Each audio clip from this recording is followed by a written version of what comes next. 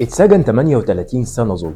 تخيل تبقى قاعد لا بيك ولا عليك وتلاقي الحكومة بتخبط على بابك وتقولك إنك متهم بجريمة قتل. هنتكلم النهاردة عن المواطن الأمريكي موريس هاستينجز. في سنة 1988 كان في مواطن أمريكي حياته مستقرة جدا، وفي يوم وليلة حياته اتشقلبت 180 درجة. لقى الحكومة بتخبط على بابه وخدوه على القسم وهو مش فاهم أي حاجة خالص. بدأ يسألوه عن بنت اتقتلت برصاصة في راسها ولقوها محطوطة في العربية بتاعتها وموجودة على طريق مهجور. وهو في التحقيقات طبعا مبلم ومش فاهم أي حاجة، وكان كله رده بس هو سؤال واحد كان بيقوله: اشمعنى أنا المتهم وأنا أصلا عمري ما شفتها قبل كده.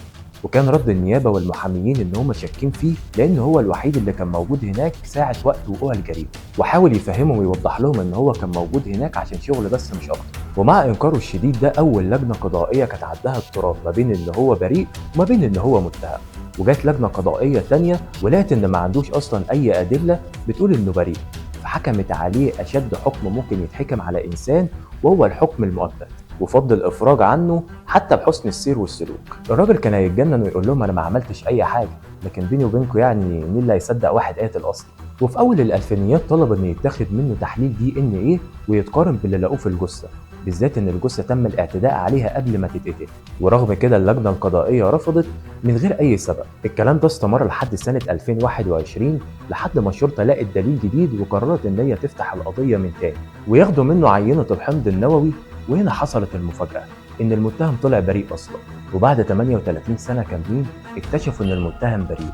وهنا بقى هيجي سؤال مهم جدا، وهو فين المتهم الحقيقي دلوقتي؟